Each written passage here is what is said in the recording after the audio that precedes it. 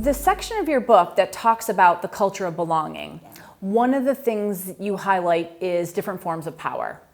And the one that jumped out to me was around information as power, and how in order to create a culture that's more inclusive, more about belonging, we need to think about how we share information.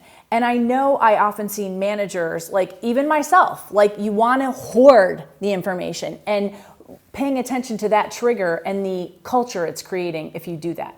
Exactly, and information is only as powerful as the number of people who have access to it, who can use it. Yes. It's like water. It needs to flow to where it is needed. And that's the problem with hoarding information. And it also has the effect of making people feel excluded. People feel a sense of belonging if they have access to the information they need, but also to the degree that they feel that they're in the know. Because what makes people feel like they belong? They feel that they have sufficient information to be able to do their job, so information needs to flow in accordance with who needs to know.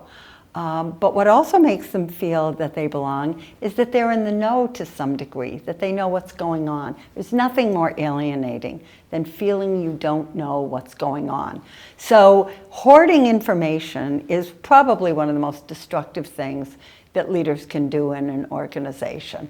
We really need to take a look at that and recognize, yes, information is power for you if you have it, but you are disempowering others, right. And that's going to cut you off at the knees eventually. Right, and leaders who are wanting a more empowered organization really need all levels to have greater access to that information. So great part of Rising Together, that particular element around power and what we need to do differently in order to have a culture of belonging. You know, Tricia, I want to thank you so much for being here today. I just enjoyed our conversation enormously, and it warms my heart to know that this has had an impact upon you.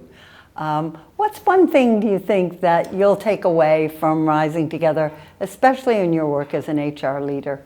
Well, thank you so much, Sally. I really appreciate the opportunity to be here, and you know, you've had a direct impact on the organizations I've been in a variety of ways.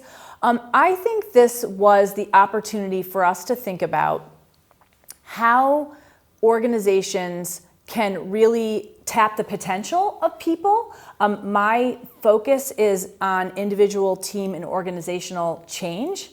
And I believe these triggers and the behaviors that you're talking about can transform, you know, individuals, tap their potential, and as I've been saying with you, create a network effect inside an organization where, again, we do rise together if we can leverage some of these behaviors. So I'm thrilled to be here. Thank you so much.